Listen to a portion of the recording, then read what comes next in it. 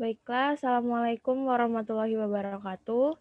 Perkenalkan kami dari kelompok 3 Kesehatan Mental kelas C akan mempresentasikan rancangan program kesehatan mental kami. Next. Baiklah, kelompok 3 itu beranggotakan yang pertama ada Rahmanita Armon, yang kedua ada Hafizah Mardatilah Rida, ada Saadatul Mutia, ada Alivia Putri Khairunisa, ada Jessica Nabila Putri, ada Siti Hardini Azahra, dan ada Riki Nanda Saputra. Next.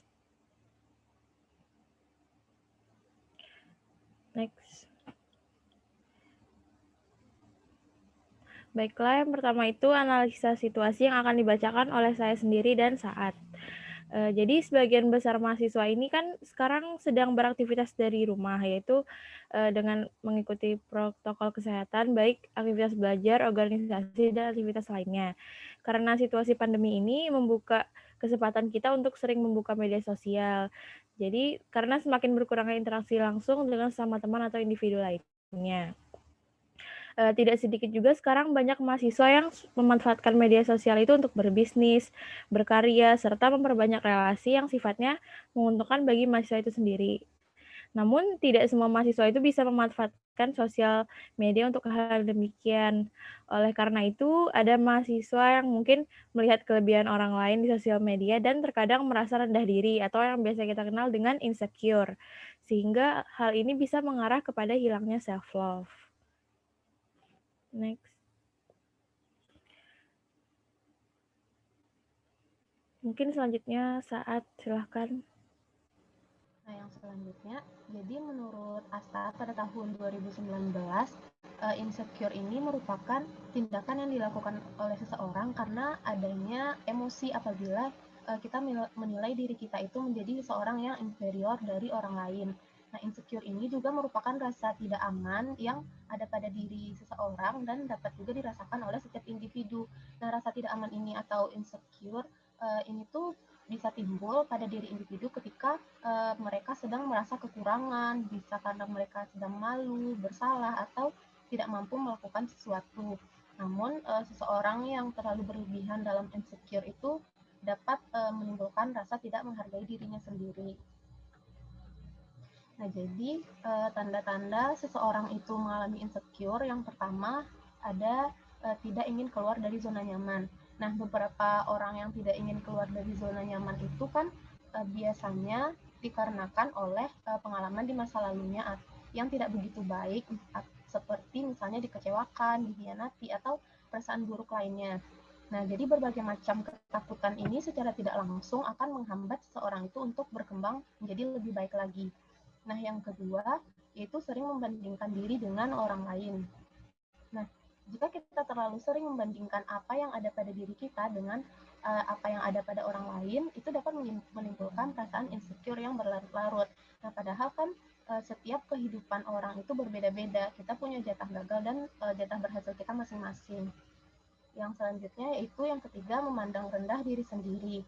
Nah, sebenarnya hal ini wajar pada setiap orang yang bisa disebabkan mungkin karena kegagalan yang dialaminya atau pengalaman masa lalunya yang buruk sehingga menjadikan seseorang itu tidak percaya diri. Namun ketika kita terlalu memandang diri kita rendah, itulah yang menjadi tidak baik.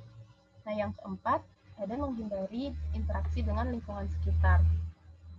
Nah, saat kita sedang merasa insecure, seseorang itu cenderung untuk menghindari untuk berinteraksi dengan orang lain, terlebih interaksi yang membahas tentang berbagai pencapaian misalnya.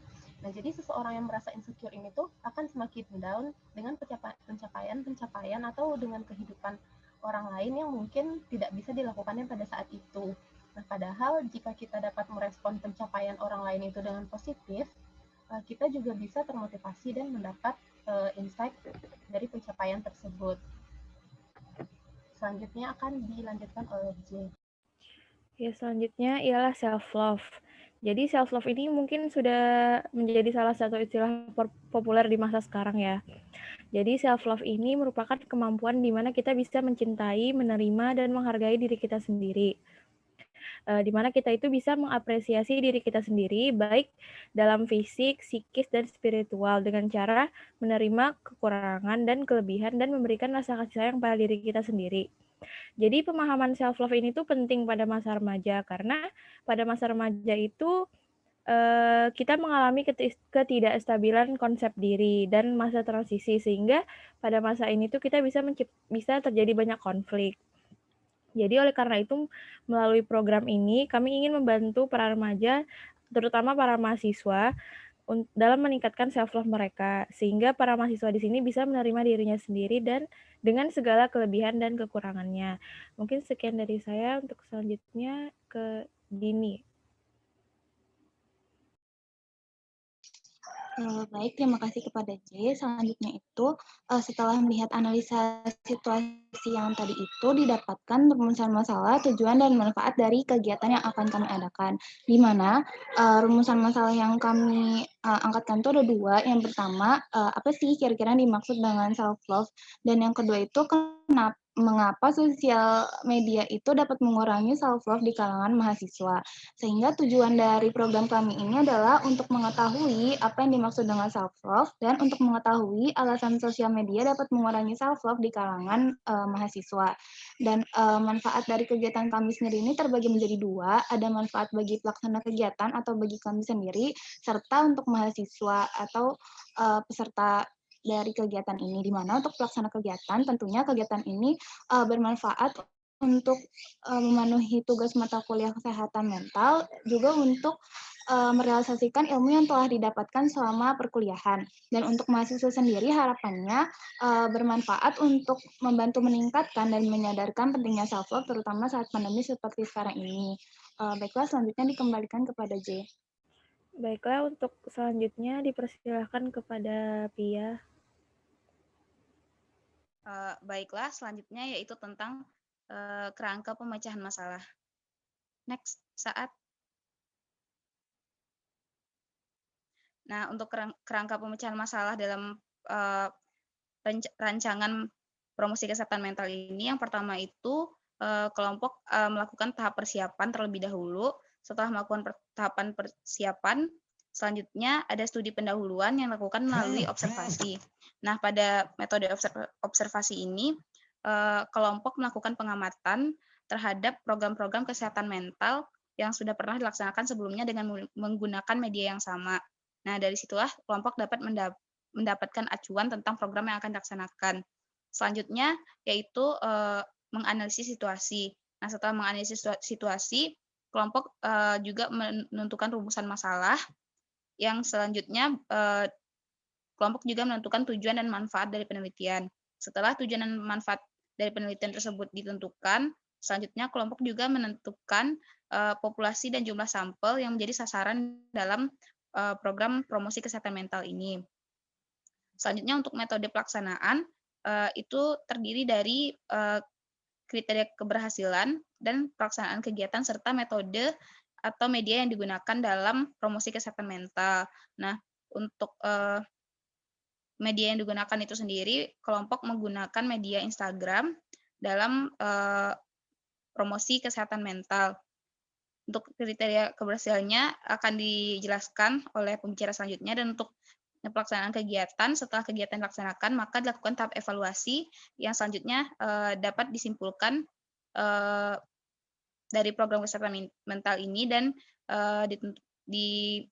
setelah melakukan kesimpulan, maka dibuatlah saran dari kekurangan-kekurangan yang ada dalam program kesehatan mental ini. Baiklah, selanjutnya akan dijelaskan. Baiklah, selanjutnya adalah metode pelaksanaan kegiatan. Kami dari kelompok 3 memutuskan metode pelaksanaan kami melalui sosial media campaign, di mana partisipan nantinya setelah melakukan administrasi dan lain halnya akan diminta untuk memanfaatkan media sosial pribadi Instagram untuk berbagi hal-hal yang berkaitan dengan self-love. Nah, jadi penggunaan media sosial Instagram ini yang pada mulanya itu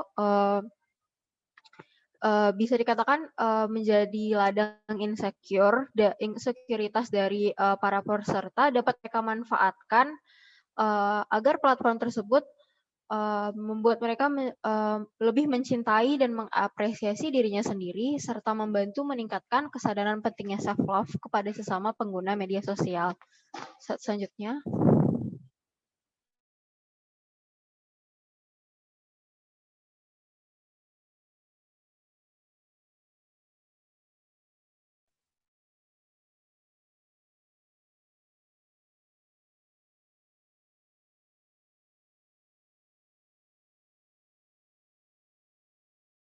Baiklah, selanjutnya.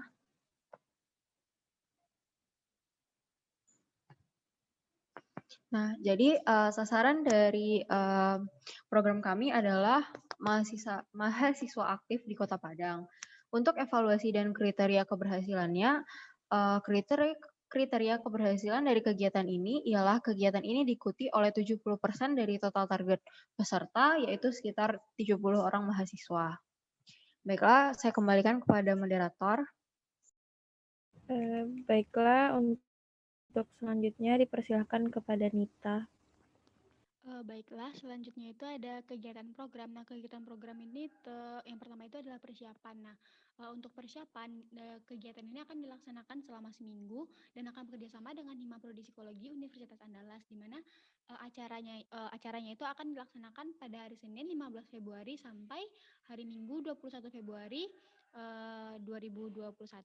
Nah, nanti akan ada acara puncak berupa webinar untuk para volunteer yang mengikuti program ini, di mana persiapan pertama itu akan dilakukan adalah pembentukan panitia, di mana acara puncaknya itu akan dilaksanakan pada hari Minggu 21 Februari 2021.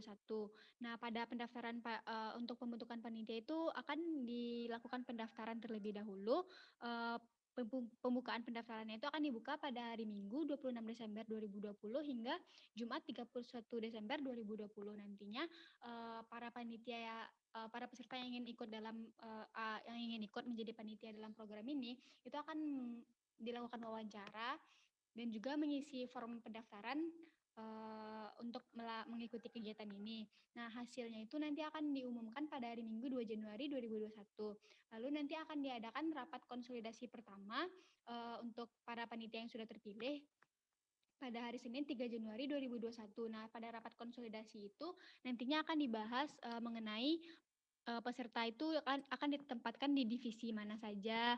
Tadi ada divisinya itu ada acara, Pupdok, Humas, Danus, dan juga perlengkapan, di mana nantinya pleno ini akan dilaksanakan sebanyak 3 kali sampai acaranya itu dilaksanakan.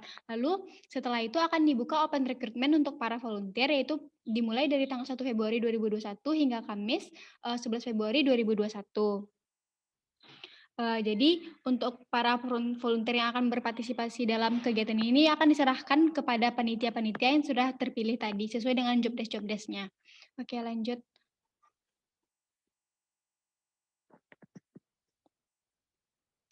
Selanjutnya itu adalah peserta dan tempat kegiatannya. Nah, untuk peserta dalam kegiatan program ini akan berfokus pada mahasiswa yang ada di Kota Padang dengan target volunteernya itu sebanyak 100 orang. Lalu tempat kegiatannya itu pada tahapan-tahapannya itu dia berupa share-share konten yang telah disediakan panitia sebelumnya itu. Lalu nantinya akan ada challenge juga untuk para volunteer, di mana nantinya akan ada acara puncak untuk kegiatan ini, yaitu pelaksanaan webinar untuk para volunteer. Oke, selanjutnya akan selanjutnya dikembalikan kepada J.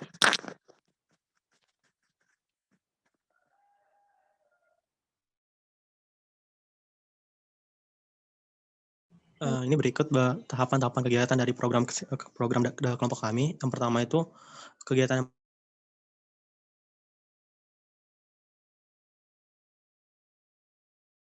yang pertama itu mengenai 21 Desember 2020. Yang kedua itu pengumuman oprek panitia pada tanggal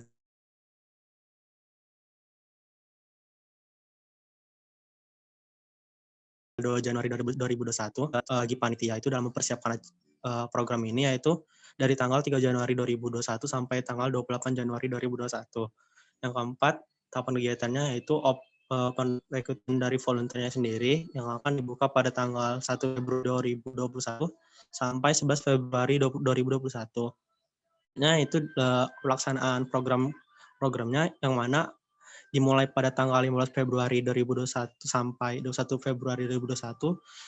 Pada pelaksanaan ini akan ada bagi para volunteer tadi akan meng-share konten serta mengupload Twibbon dan melaksanakan challenge yang akan diberikan panitia di sosial media berupa Instagram.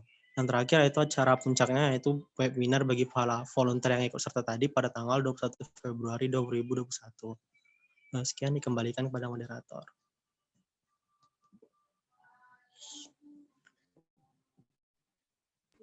Baiklah, sekian dari presentasi kelompok 3. Mohon maaf jika masih ada kekurangan dalam rancangan program ini. Sekian dari kami. Wassalamualaikum warahmatullahi wabarakatuh.